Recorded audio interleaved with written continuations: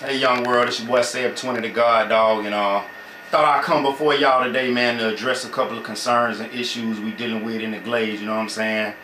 Some of you might have heard that we just recently had somebody murdered, business owner that was located in the southwest section of town, and it's caused a lot of uproar for whatever reason. A lot of us in the community tend to believe that it may be because, you know, this guy was a owner of a store, and it was a white guy. He was well known amongst the white community and the black community, and I guess you could say he was somewhat of a prominent individual because of that. And as a result of his murder, a lot of people have came out now and started saying that we need to do something about the crime and the violence in our community, in the Glaze and whatnot. So just sitting back, you know what I'm saying, holding my tongue, really just being I guess someone in the background, just paying attention, listening to what everybody's saying, just absorbing some of the information that's being shared amongst the community, some of the rumors, some of the innuendo or whatnot. I feel like right now is the perfect time for me to come forth and share some of my thoughts on the situation. Now, let me begin by saying crime and violence in our community is nothing new. It's been going on, you know what I'm saying, for a long time, I'm sure, way before I got here, and it'll be going on long after I'm gone. But I want to go back, and it's very important that we start off by saying, or that we address the issue of criminality in America, period. America itself is rooted in criminality. It is a criminal enterprise. The very origin of America is criminality. You understand what I'm saying? Rape, murder, deceit, biological warfare, theft. You name it, you know what I'm saying, when it comes to unscrupulous behavior, when it comes to unethical behavior, immoral, amoral behavior, that is America. America's foundation is criminality. So when you hear about people talking about stop the violence and we're going to end the violence, you're not going to stop any violence or end any violence in America or any state or city or county in America until you extirpate the roots of violence in America, and that means totally get rid of it from the root. I want to drive that point home for all you people out there who are doing these rallies and marches under the guise of stopping the violence and ending the violence. You're wasting money, resources, time, and you're actually just misleading young folks into thinking that that's actually going to do something to stop the violence. You understand what I'm saying? America is rooted in criminality, and until we deal with that, until we get some spines and address the real roots of criminality, in particular white supremacy and wicked, wealthy white domination of the world's resources, we'll never stop the violence. And so that's a whole nother ball game that we'll have to touch on, or a whole nother challenge that we'll have to touch on at some other point. Right now I want to address violence and criminality in the Glaze. And trust me, everybody's been talking about solutions, solutions, solutions. Well, thankfully, I've been given the opportunity to be a part of some solution-oriented activities that have proven to be effective. And we'll get to that in the end. But today I want to come before you and talk about some things, man. But I'm going to try to offer a little proof to back up what I'm saying. So, one of the problems, a major problem we're dealing with in the Glaze is violence, crime, and murder, no doubt.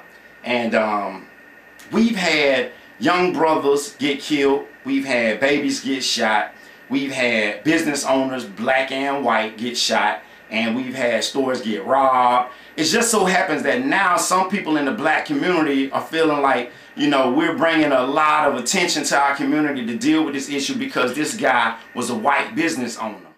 And this also caused a lot of controversy because the guy who was killed, his father has long been in our community. The store has long been in our community, and the father has a reputation of being very disrespectful to a lot of you know, the black resident or black customers that come in there. And so a lot of people are saying that the son, he wasn't like the father or whatnot, and a lot of people, I guess, really like the son quite a bit, and I could dare say even love the dude, a lot of black residents.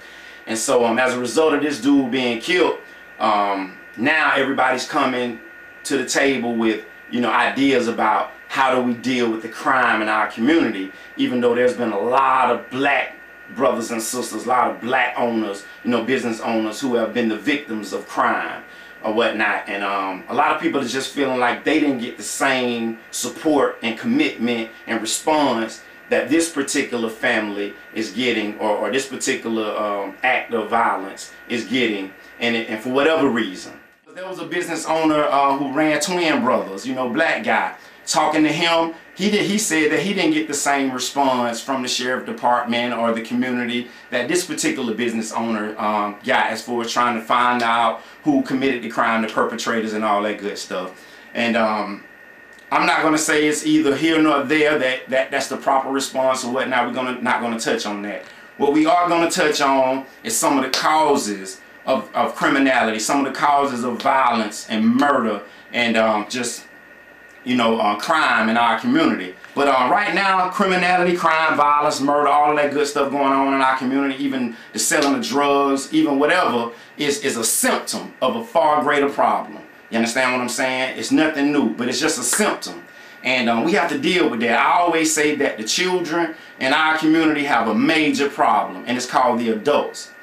You understand what I'm saying? The adults are the problem for not properly arming our youth with the tools they need to fight back against a system, you know what I'm saying, that's dehumanizing them, to fight back against the music that's instilling the thwarted and disorienting messages, you understand what I'm saying, that they're absorbing on a daily basis, to combat the messages they're getting from the video games and stuff like that, the peer pressure. You know, our shorties are being remote controlled by entities that don't have our best interest in heart and in mind, yet we don't have the adults in place in enough number to deal with those things. So I always say the children got a problem, and it's called the adults. And in reality, man, we just got some ignorant adults out there, especially in my community, and they just don't know better, so they don't show better. And that's a big problem, man. Even the ones who claim to know better, you know, calling for martial law and curfews as if that's really gonna solve a problem, they don't even know better. I'm gonna give them the benefit of the doubt and say that they're ignorant. You understand what I'm saying? But let's talk about crime in the community. These are signed affidavits, and I don't necessarily want to put these elders' names out there, but these elders signed these affidavits, you know what I'm saying, basically saying that a particular commissioner who ran for city commissioner had her representatives come to them and tell them, basically, sign your absentee ballot, you understand what I'm saying, and we'll fill it out, just sign it. You're basically robbing these elders of their ability, or trying to rob them of their ability to cast their vote and determine who's going to represent them. To me, that's criminal.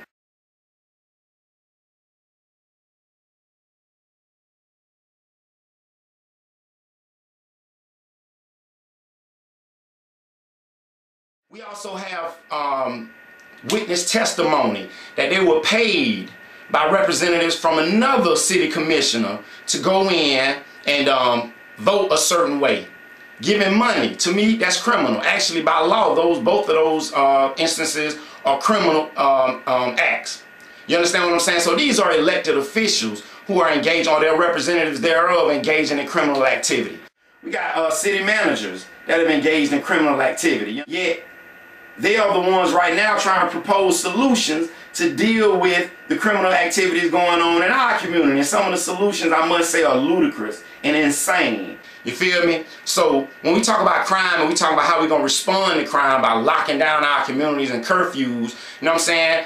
We got elected officials that are engaging in criminal activity. How are we dealing with them? You know what I'm saying? That's for anybody out there that want to support a curfew or bringing in private security to deal with our issues here in the Glades. You know what I'm saying? What are you doing to try to deal with the criminality taking place on that level that we might call white-collar crime? But in actuality, white-collar crime, blue-collar crime, the root is still crime. Now, what I want to talk about now is like who benefits from crime. You understand what I'm saying? You might not think anybody benefits from a murder, from people being labeled gangs, group being labeled gangs and being incarcerated, from crackdowns on communities, from labeling certain people as criminal. You might not think anybody benefits from that, but people do benefit from that. And I want to talk about something that I jotted down a while back, and it's called the sinful cycle of death. And so bear with me for a minute. So just think about it like this. There's a cycle going on, and our young folks tend to get caught up in this cycle. And they are now what you call used to be a time when whites who needed slaves from Africa would, you know, go into Africa, and they would have people aiding and abetting them who were black, no doubt, but for their own reasons. You understand? We'll get into that another time. But they would raid Africa, and they would come in there and basically say, hey, you know, we finna round up these black Africans, and we're gonna take them off, and we're gonna use them as slave labor. Well, today, the hoods represent Africa. The invading force is still predominantly white or white controlled, and those are your police forces. You understand what I'm saying? And they basically coming into the hood, finding excuses, you know what I'm saying, or coming in using bogus laws to round up black Africans out the hood, put them in prison, and use them as slave labor. If you read the 13th Amendment, you know what I'm saying, it says something to the effect that neither slavery nor involuntary servitude is legal in America except if someone is convicted of a felony. So if someone right now is convicted of a felony and incarcerated legally, they are a slave and can be used in whatever fashion the system sees fit. If that means cleaning up roads for little or nothing, if that means knocking down abandoned buildings, if that means being tried to having HIV vaccines or malaria vaccines tested on them without their consent, they can do that. They are just property. They are slaves. So for all you think about talking about slavery don't exist no more, slavery still exists legally if you get convicted of a felony. So white folks, and I don't mean white folks in general because there are wickedly wealthy white folks who dominate the system, are using naive white and black folks to come in the hood, snatch up brothers and sisters off the streets who represent modern day Africa in America. You understand what I'm saying? In the hood, snatch them up, put them in prison, use them as slave labor. You dig? The more people you lock up, the more slave labor they got. You understand what I'm saying? These brothers in prison building cars, raising farm fish, growing vegetables. They're in there building products that are sold on the market. And the people who own the shareholders in these private prisons, they benefit. They're making billions of dollars selling these products on the market while these brothers get pennies on the dollars. And they do it because it gives them something constructive to do while in prison. But at the same time, that's who benefits from the criminal society that we live in under. So they benefit from this cycle of death that we're involved in, that we see manifesting itself in many different systems, you know what I'm saying, or symptoms, I mean. Imagine if the county, federal, state, and county governments, you know what I'm saying, support the already wealthy special interest groups at the expense of the people, right? This leads to higher cost of living. So, for example, if the Palm Beach County Commissioners vote, you know what I'm saying, to reduce impact fees, which that money is used to build, they charge developers a certain amount of money, and that money goes toward building roads, building schools, building libraries and stuff like that to help deal with the expected increase of population. So if they waive those fees because they're being pro-developer friendly or you know what I'm saying, already benefiting the already wealthy, then what that means is we don't get updated schools, updated libraries, updated roads without us costing us. You know what I'm saying? As opposed to costing the already wealthy developers, we have to pay for it. So that's an increased cost of living for the already burdened taxpayers, right? While you decrease the funding available for preventative services like schools, health and human services, after school programs, mental health programs, things of that nature, then this leads to higher crime rates, because now what happens is people who are already struggling financially, you know what I'm saying, going to have to come out of their pockets, you know what I'm saying, to pay for the new schools, the new roads, the improved libraries, the improved services. There's a cycle of death going on in our community, man, and I want to talk about that and touch on that right quick. When you talk about incarcerating young black folks, or black folks in general, in particular black males, man, there's a lot of different consequences to that. And let's just throw aside whether locking them up is justifiable or unjustifiable. But let's just talk about some of the symptoms or the consequences. Crime in the black community, especially black on black crime of a violent nature that results in death, serves to advance the agenda of a very wealthy white segment of the world's population. Let me explain. They get to kill several birds with one bullet, right? The murders of blacks by blacks or other blacks and the subsequent incarceration of black culprits reduces the black population, while providing profit generators for the ever-expanding prison industrial complex. You understand what I'm saying? Right now there are as many prisons, jail, boot camps, and the Glades as there are middle schools and high schools. With the expansion of a county jail already taking place, the West Detention Center, the increased yet disproportionate incarceration of blacks further destabilizes black families. You understand what I'm saying? While also serving as a form of birth control by placing black prisoners in all male and female institutions. The incarcerated blacks become legal slave labor according to the 13th Amendment. We touched on that earlier. And this slave labor directly competes with free blacks for a shrinking number of jobs. Employers, public and private, are relying more and more on the use of slave labor as a means of reducing operational costs. You know, take Pride, for example. One year they made $93 million via sale of products by inmates. I can't quite remember what year that was. But shareholders in for-profit prisons are those businesses that use the prison slave labor, like FAMU and other black institutions of higher learning. They see slave labor as a greater return on their investments and are unlikely to intervene on behalf of the incarcerated.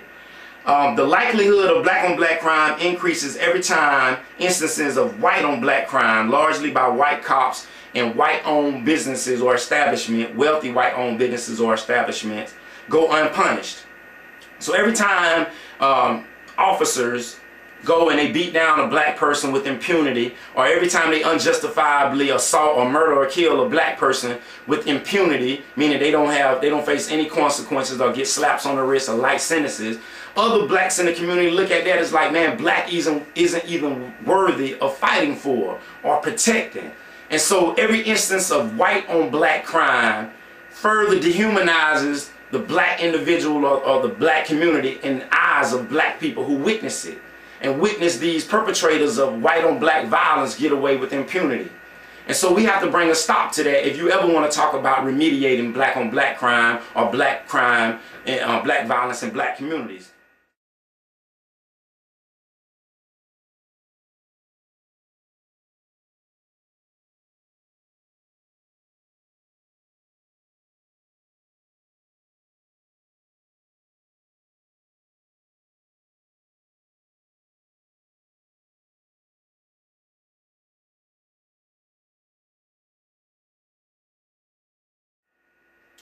Every act of black criminality, especially inside black communities, and the resulting media coverage that airs without addressing the root causes, further criminalizes the image of blackness, the black community, and how our legacy will be reflected in the annals of modern history. Each incident is used to further dehumanize us in the eyes of others, including other minority groups, and justify that dehumanization. This dehumanization by the wealthy, white-controlled media creates the climate for general acceptance of our incarceration and eventual extermination. If you don't believe that, check out the King Alpha Plan, King Alpha Rex 84. Just go to Google, type in King Alpha Plan Rex 84, Ray Hagan, and you can check out a profound documentary that this brother did explaining that. So, man, I got tons of proof to back up some of the things I'm saying. I really just want to have a conversation with my people in the Glades and anybody else that views this to say, man, the causes of black on black crime, black on white crime in our communities, it's not just black people being animals and the lack of good parenting. You understand what I'm saying? There's a systematic approach that put us in this position. When governments like Palm Beach County commissioners or the Palm Beach County government, you know what I'm saying, not the commissioners, not all of them, but just the government in general, give special favors to special interests by waiving impact fees and stuff like that, and tons of other examples. That further burdens the taxpayer. And so if you're already struggling financially and now you have to bear the brunt of looking out for special interest groups or already wealthy organizations or businesses, now that's going to cause us to not have as much money to put food on the table or buy other things we need in our households. So now the children go without it. You could be the best parent in the world, but if your child is hungry and if your child is recognizing that you know what I'm saying, there's a certain standard of living that should be deemed acceptable and they're below that, called the poverty line or whatever, then they're going to take certain actions into their own hands. It's inevitable, especially when they've being bombarded with messages from the media and they're studying seeing Africans dehumanized. You understand what I'm saying? When the music is telling them, you know, this is the way to go out there and work for yourself, you know what I'm saying, make it happen on the streets or whatever. So after a while, you know what I'm saying, when they realize that we don't have enough money just to provide the bare necessities in the household, the symptoms to this is going to be increased crime, increased violence, and even murder. You understand what I'm saying? So even the best parents, you know what I'm saying, have children that fall victim to this system when you have big government and you have local governments catering to the already wealthy, man. You know what I'm saying? That's just common sense. You feel me? And there are people out there who benefit from our crime, who have no vested interest in stopping violence, ending crime, especially in the black community, you know? So this leads me to what I like to term reactions by some of these adults who are the very problems, you know what I'm saying, that our children are dealing with. And man, when I hear people talk about, you know, we need to rally and do a march, go to the park, cook hot dogs and chicken and all of that stuff and give speeches to stop the violence, man, it takes everything in me to keep from either laughing in their face or to just saying I want to have nothing to do with it because it's a ridiculous idea. You understand what I'm saying? Those are like trying to, like I said earlier, putting band-aids on a shotgun wound. For one, the people that are most likely going to engage in criminal activity are not going to come to an event where you got gospel singing and you got people giving speeches and you giving them hot dogs and stuff like that. They're not coming to that. These folks want opportunities to earn an income. The majority of them that I know, they want legitimate opportunities to make money. I'm in the community every day. I'm on the streets every day, and trust me, I know that the majority of the young folks who are out there where I am, they do want an opportunity to earn an income doing what they love to do and what they're good at.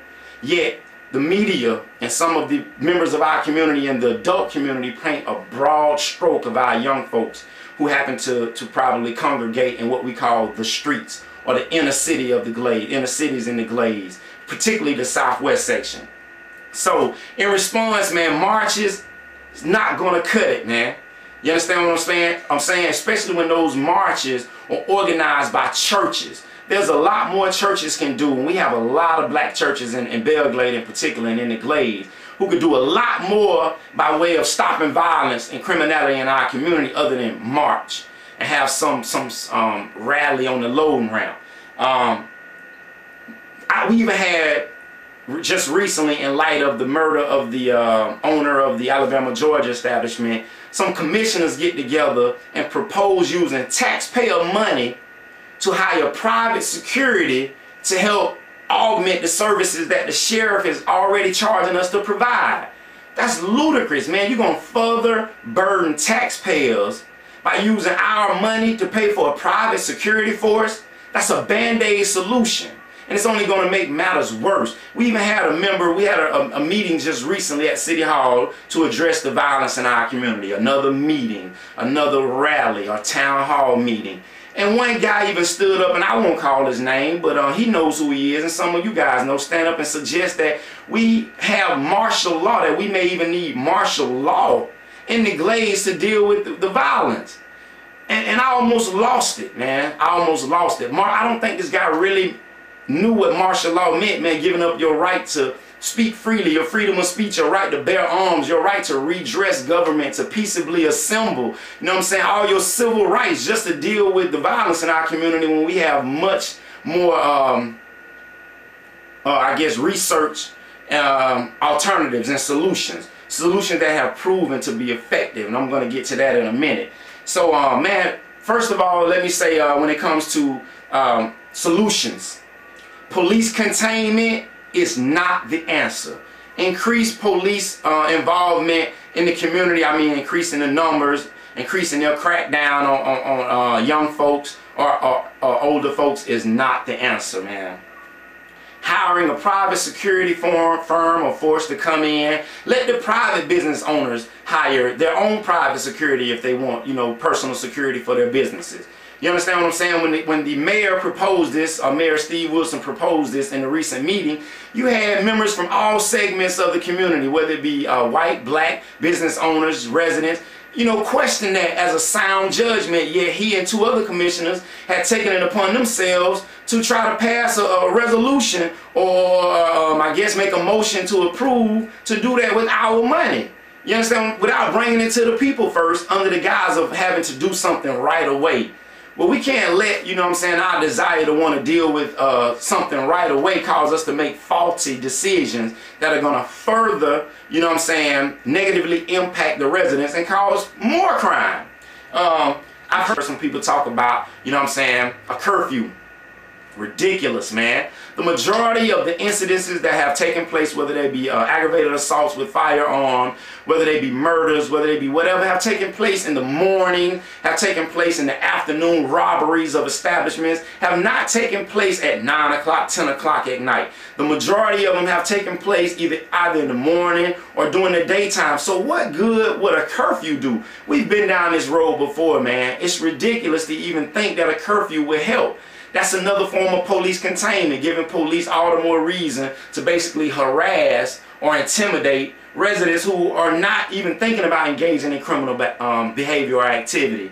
So that's just crazy, and to use taxpayer funds to not investigate and do the research to see how this would impact the community, whether it'll be successful or not, whether a curfew is constitutional or not, and then to come and propose it as a solution, to me, I'm being nice by saying it's ludicrous, but it's actually stupid.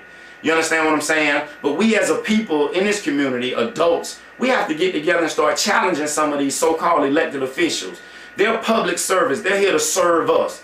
You understand what I'm saying? So we have to be informed so that we can challenge them when they claim to be making decisions on our behalf that really won't impact us in a positive way. So we bear a lot of the responsibility as residents, as adults who live in the Glades, particularly blacks who live in the southwest section where, and this is very important, the sheriff, and this is going to lead into the solutions, right, that I want to discuss with you guys. The sheriff have admitted that the majority of their manpower has to be focused or directed or concentrated in the southwest section.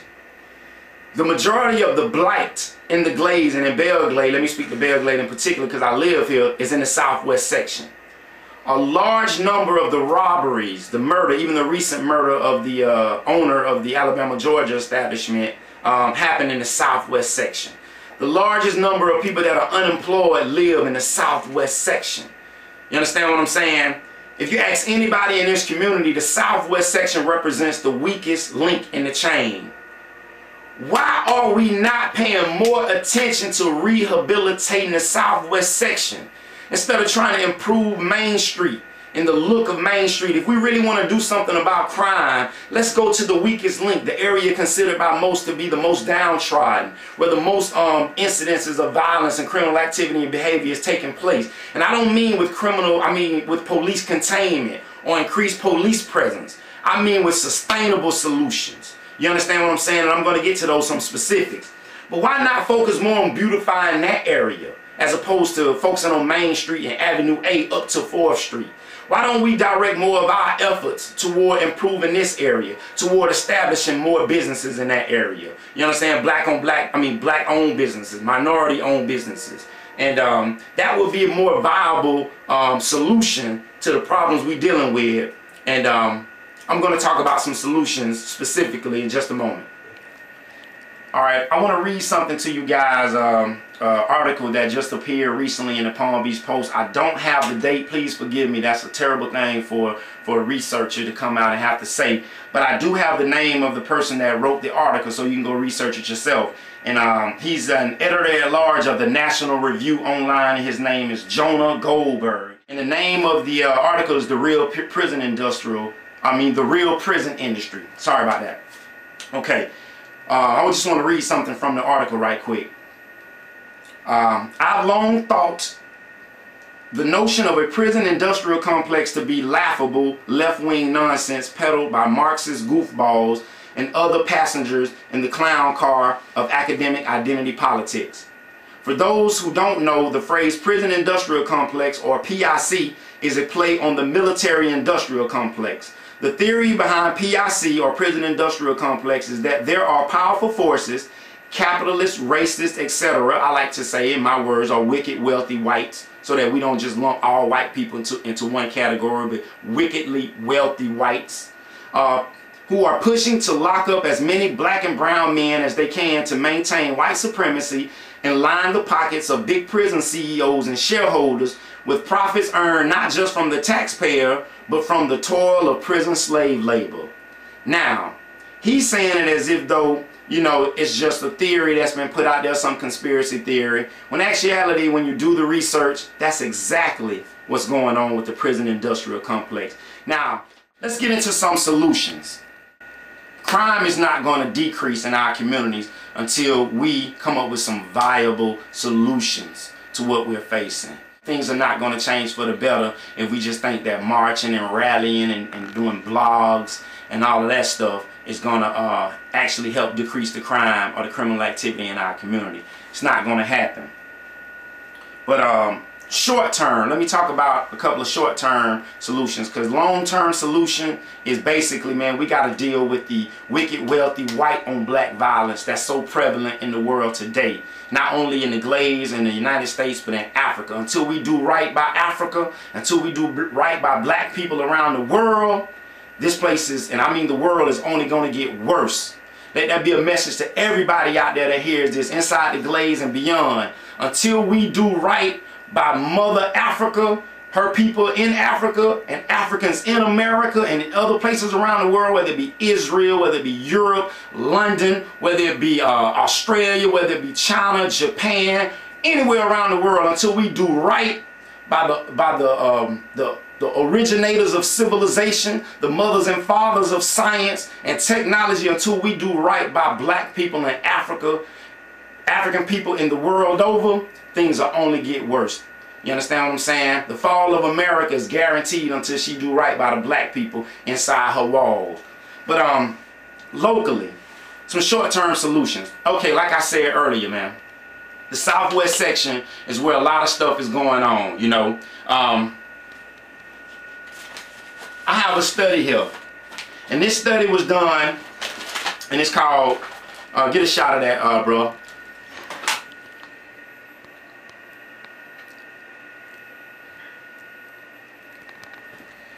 And this was a study done, this is the final report, as you can see the date is 1999, called Linking Low-Income People to Economic Opportunity in Palm Beach County. And I'm going to read from page 6 from this study. And this is the final report, Linking Low-Income People to Economic Opportunity in Palm Beach County. It says, basically, what opportunities exist for low-income residents and minorities in the regional economy? It says, our analysis clearly confirms the existence of a tight labor market and selected labor shortages in targeted occupations. All the data available to the research team underscores this point. In interviews, employers express their frustration at not being able to find qualified employees. Okay, it says, first, employers believe the quality of the county's labor force is poor. Moreover, the data collected for this study indicates there is a general distrust among employers of the quality of the Palm Beach County School District's K-12 education programs.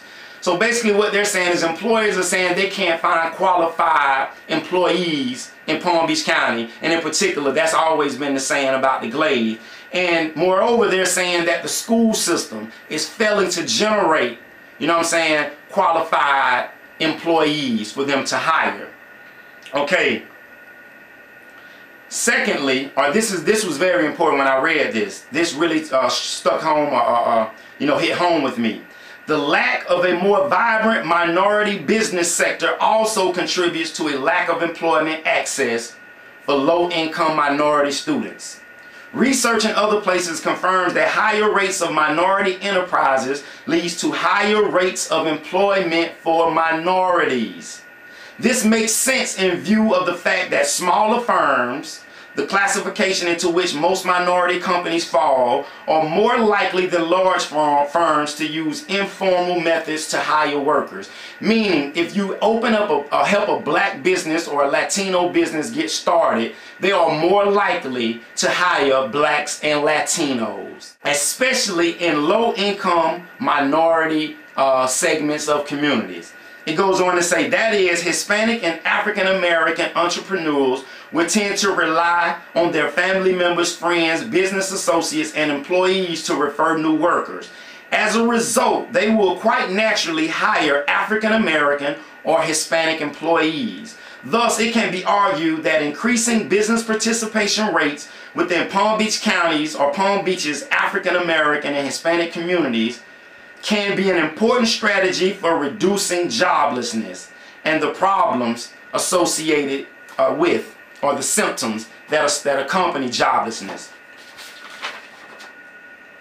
So basically, what it's saying in their study, and that was conducted in 1999, is that if we make a concerted effort to help create and establish more small-owned black businesses and Hispanic businesses, they are more likely to hire more blacks and Hispanics. The more blacks and Hispanics that are earning a livable wage that can provide the things that they need in their households, the bare necessities, and even may have some left over to satisfy some of their wants, the less likely they are to engage in criminal activity. It's common sense, man. We need to be directing our energy toward the southwest section of Belle Glade and the other oppressed areas in Pahokee and South Bay and Canal Point and the surrounding areas, and all of the oppressed communities, black communities, inner cities, in the United States and the world, and trying to use that energy to create small black-owned businesses to beautify that area, and the results will speak for themselves, man. Like I say, it's common sense.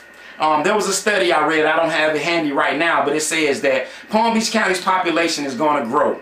And the largest group within that population growth is going to be black males ages 15 to 29. It also goes on to say that they are the group largely responsible for the majority of the aggravated assaults, the violent activity, the homicides, ages 15 to 29 black males. You understand what I'm saying? Well, that data is going to be like encouraging for people who benefit from our criminality and from our black-on-black criminal behavior. Those are the people that run the for-profit prisons, the people that are going to use the slave labor, you know what I'm saying, to reduce their operating costs. So when they hear that Palm Beach County's population is going to grow, the largest group that's going to grow is ages 15 to 29-year-old black males, or black males ages 15 to 29, and they are the ones most likely to engage in criminal behavior, then they're licking their chops. They're like, yeah. Whereas we're looking at it like, you know what I'm saying, we have to do something to start addressing, you know what I'm saying, the activities and the actions that's being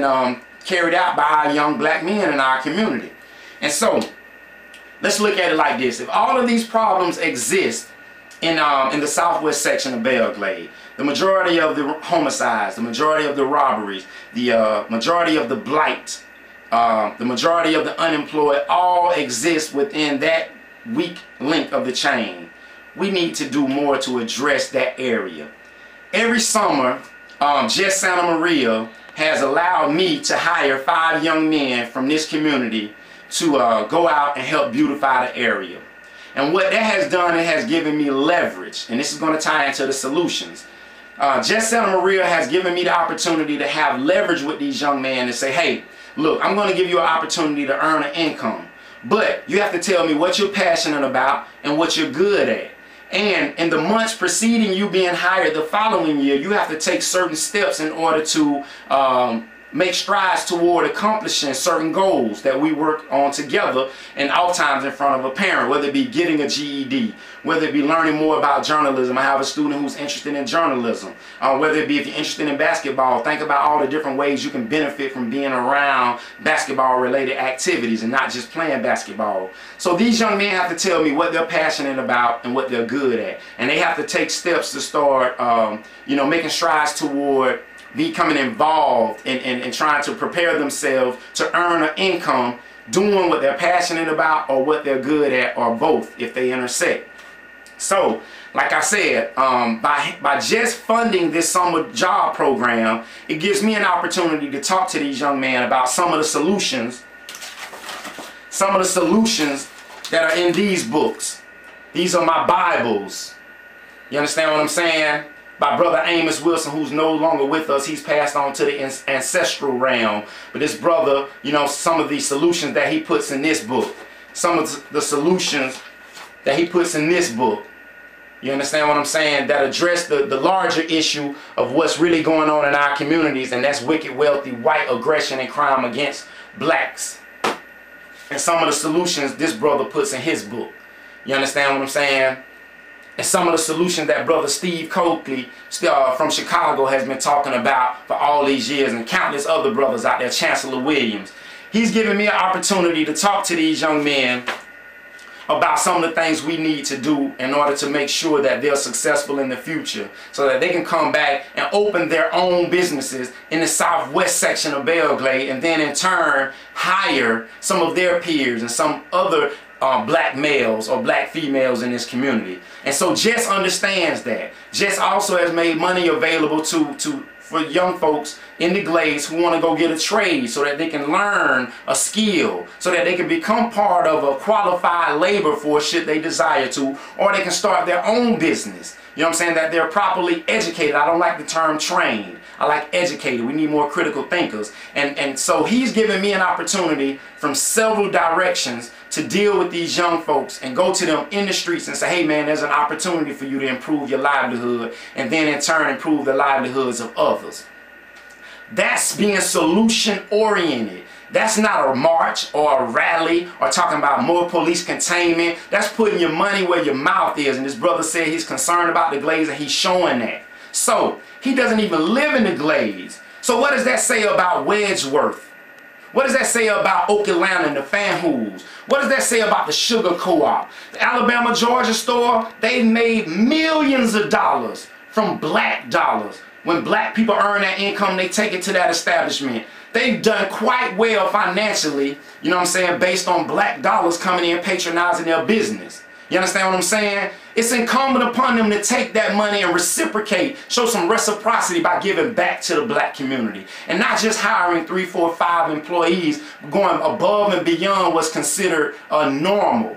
You know what I'm saying? And maybe we could have averted this tragedy that just recently happened. Dixie Fried, you know what I'm saying, has made millions of dollars because of the black dollar. You know what I'm saying? It's incumbent upon them to do the same. What about the sugar co-ops? What about Duday? What about the farming industries? You know what I'm saying? These are multi-million-dollar companies and groups and organizations and industries. They have to do more. Giving a scholarship out is not going to cut it. We have to do more. We can take funds and match, and I say we, but these organizations, these groups, these businesses that are you know, making a killing with the black dollar, can take funds and they can match the funds that Jess Santa Maria is putting up every summer. And instead of hiring 5 young men, we can hire 50 young men.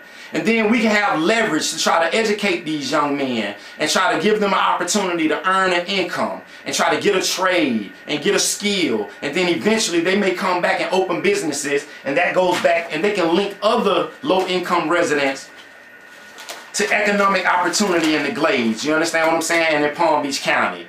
And that's how you reduce crime. Not rallying, not asking for more polices or personal security or martial law. That's ridiculous, man. That's ludicrous. So how about we do that? This is a call to all these organizations, all these industries, all these groups that have billions of dollars in profit, that are getting subsidies from the government, where, you know, Big Sugar, they get corporate welfare. So to talk about crime and try to link it with residents that are poor and on welfare is unfair, because there's a criminal enterprise taking place on a higher level, and it's called subsidies of already wealthy corporations. You understand what I'm saying? Big Sugar gets corporate welfare. Let's talk about that.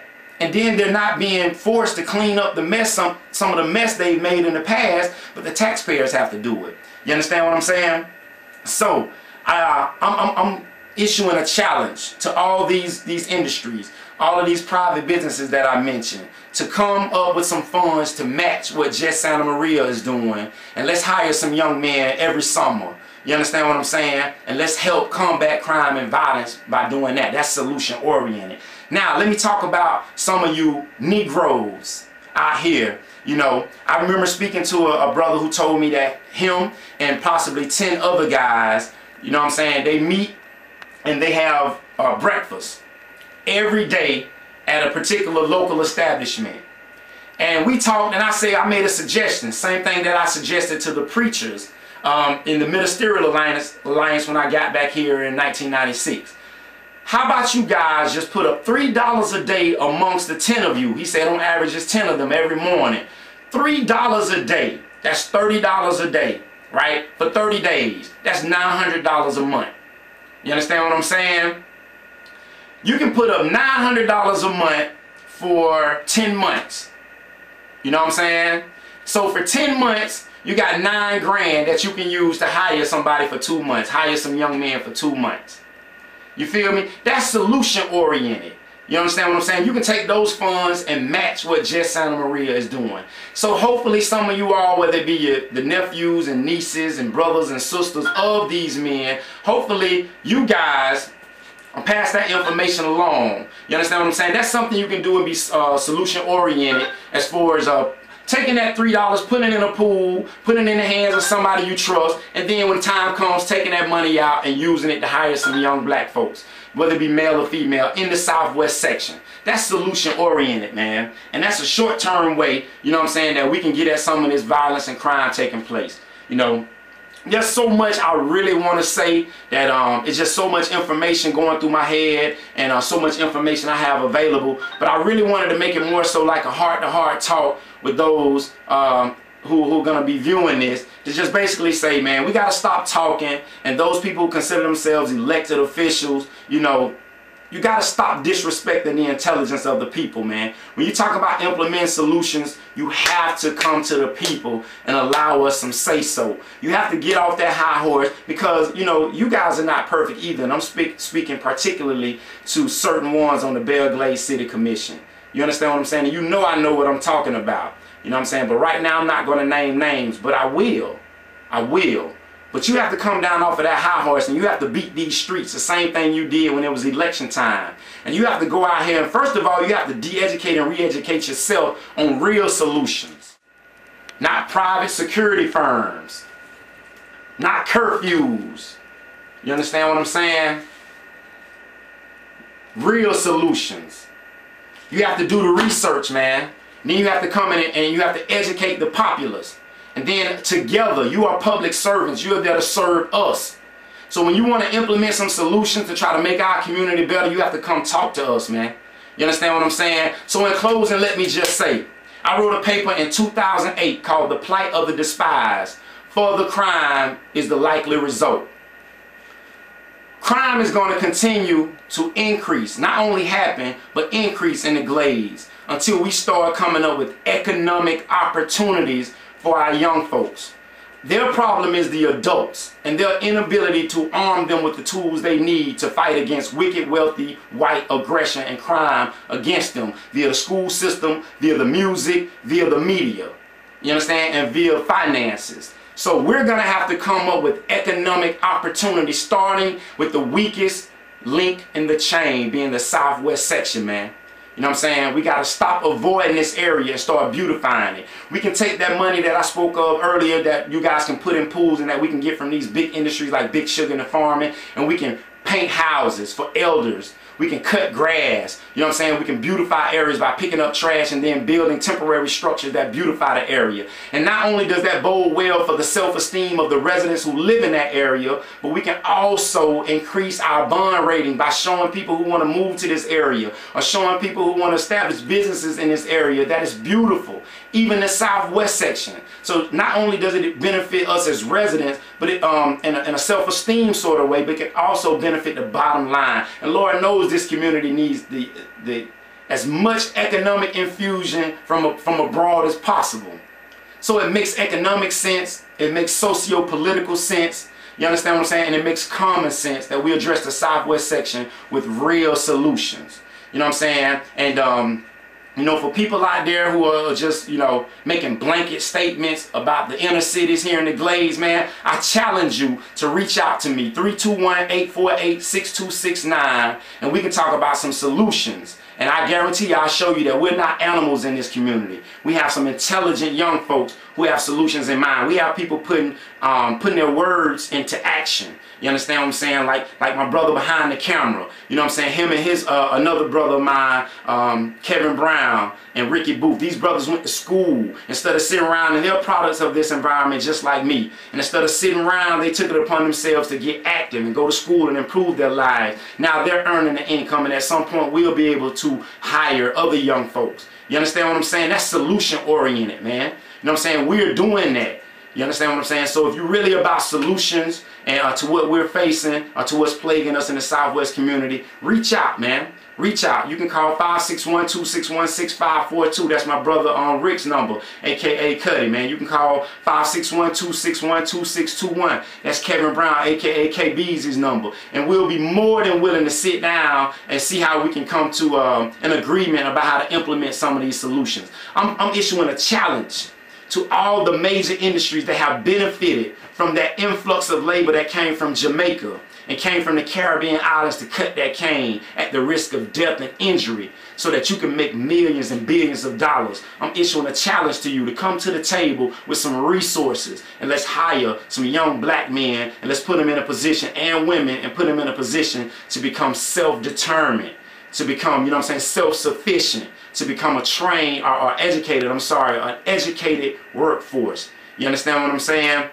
And we can make the Glades, particularly the inner city, a beacon of light for other inner cities around the Palm Beach County and around the world, man. So on that note, I'm going to end it, and I'm sure you'll be hearing from me again, because this issue is not going to die. And like I said, I felt compelled to come before the camera today. And like I said, reach out to us, man, if you really about it. If you about that business, we about it. You feel me? And all lames, give us 50 feet. I gotta say this, man. Give us 50 feet. If you're really about just trying to get information, if you're undercover CI, if you're coming with any agenda other than to help and be solution oriented, you know what I'm saying? We're gonna peep you and we're gonna deal with you. So on that note, man, this is the God Dog signing off. Yeah.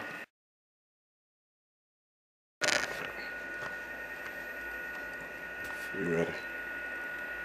Yeah, and let me just say, man, that what happened to Jimmy, the guy that got killed in Alabama, Georgia, man, that was a tragedy. You understand what I'm saying? But what happened to BJ, guy just recently got killed, it's a tragedy. What happened to Dump was a tragedy. What happened to Lil Bit was a tragedy. You know what I'm saying? What happened to Malcolm at Twin Brothers was a tragedy. You understand what I'm saying? What happened to J-Rock? Tragedy. What happened to, you know, Carl Slidell back in the day? Tragedy. What happened to all these brothers, you know, who have fell victim to the bullet or the bat or the stick or the rock, whatever, man, in our communities? Tragedy, man. I know I'm missing a lot of names. Yet, you understand what I'm saying? It's not going to stop. And so I'm going to say something now. I don't want to seem insensitive. You understand what I'm saying? But it's got to be said, you know. I was told by a wise man to spend my money where I'm respected. That's why certain stores around here I don't spend my money in unless it's of absolute necessity. I don't spend my money there. And one of those stores was Alabama, Georgia. If I went in there, it was strictly to get changed to catch the bus. Because as a youth growing up, I have witnessed this man, Wilson or Winston, I don't know his real name. But he's the father of the guy who just got murdered.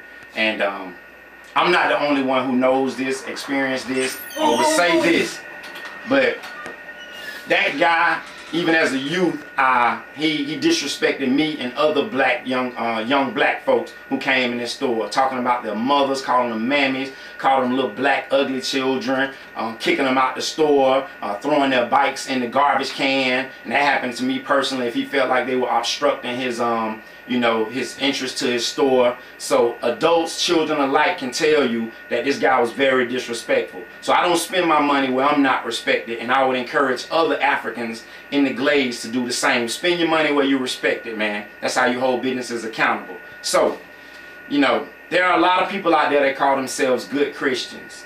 And here it is, this guy has long disrespected a lot of young black youth. You understand what I'm saying? And it says in the Bibles, for you good Christians, something to the effect that the sins of the father or the sins of the mother or the parents will be visited upon the children.